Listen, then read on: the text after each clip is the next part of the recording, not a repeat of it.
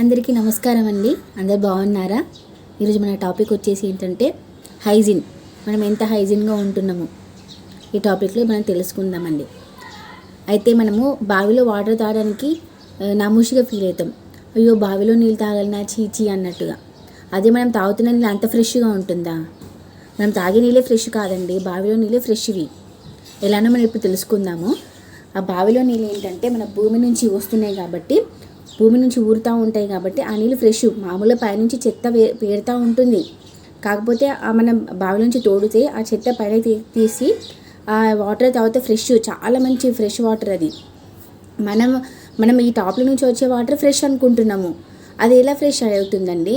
ఇప్పుడు పెద్ద పెద్ద మన పైప్ లైన్స్ వేస్తూ ఉంటాం కదా, అవి కొన్ని సంవత్సరాల నుంచి అలానే వాటర్ వస్తూ దాంట్లో చెత్త పేరుకుపోవట్లేదా?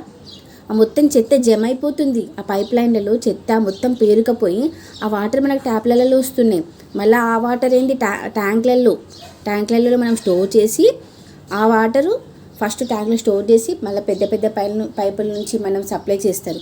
మళ్ళీ ఇంకొక దగ్గర స్టోర్ చేసి అప్పుడు మన ఇళ్ళల్లోకి వస్తాయి. మనం మళ్ళీ వాటిని ఇళ్ళల్లో మళ్ళీ స్టోర్ చేస్తాం.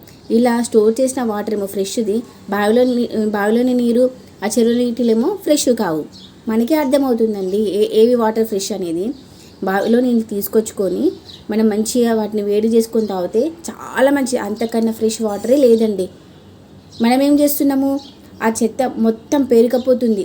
ఆ ట్యాంక్లో పేరుకపోయిన చెత్త, పైపులలో ఎంత చెత్త ఉంటుందో, అసలు ఎన్ని సంవత్సరాల కిందదో మొత్తం ఆ క్రిములు, సూక్ష్మజీవులు, బ్యాక్టీరియా అన్నీ చెత్త వాటర్ అంతా సప్లై కొన్ని వందల సంవత్సరాల నుంచి సప్లై అయ్యి ఆ సూక్ష్మజీవుల బ్యాక్టీరియా నుంచి ఆ వాటర్ మన ఇళ్ళలోకి వస్తుంది.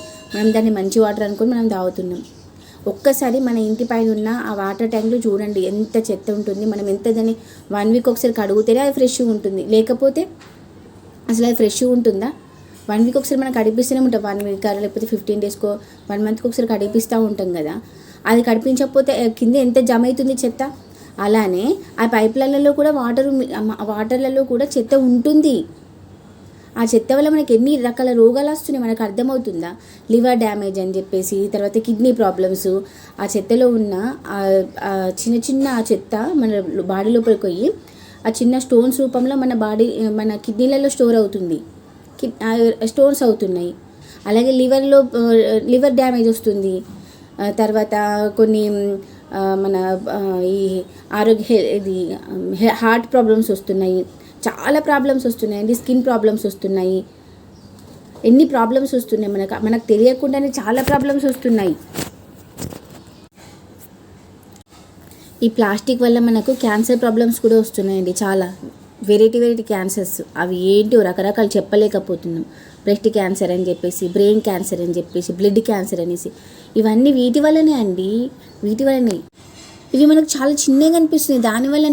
దానివల్ల చిన్న ప్రాబ్లమ్స్ వల్ల మనకు బోలెడని హెల్త్ ఇష్యూస్ వస్తున్నాయి. మనం బయట వాటర్ బాటిల్ తీసుకుంటాము. ఆ వాటర్ బాటిల్ ఎన్ని రోజుల కిందదో అలానే స్టోర్ చేసి అది మనం తాగుతాం. ఆ ప్లాస్టిక్లో స్టోర్ చేసింది మనం తాగుతున్నాం. హెల్తీ మంచి వాటర్ని, హైజీన్ ఉంటుంది అది చాలా చెత్త, హానికరమైన సూక్ష్మజీవులన్నీ పేరుకపోయి మనం అవి తాగుతున్నాము. ఆ వాటర్ మనది మంచిది కాదు. మనం ఏదైతే మంచి వాటర్ అనుకుంటున్నామో ఆ వాటర్ మనది మంచిది కాదు. మన హెల్త్కి ప్రాబ్లం చాలా వస్తున్నాయి వాటి వల్లనే. ఇప్పటికైనా మనం తెలుసుకుందామండి ఏది మంచి ఏది చెడు అని. మనం అసలు ఇట్లాంటి మంచి మాటలు చెప్తే ఎవరికి నచ్చదండి. అదేదో పిచ్చి డ్యాన్సులు చేసి అలా పిచ్చి చేష్టలు చేస్తే ప్రతి ఒక్కరికి నచ్చుతుంది, అందరు లైక్ చేస్తారు. ఇలాంటి మంచి మాటలు చెప్తే ఎవరికి నచ్చవు. ఇప్పటికైనా మనము కళ్ళు తెరుచుకొని ఎందుకు ఇలాంటి ప్రాబ్లమ్స్ వస్తున్నాయని అందరం ఒక్కటయ్యి కనీసం మన హెల్త్ని మన జాగ్రత్తలు మనం పెట్టుకుందాము. మన పిల్లలకి అలాంటి ఆరోగ్య సమస్యలు రాకుండా మనం చూసుకుందాము.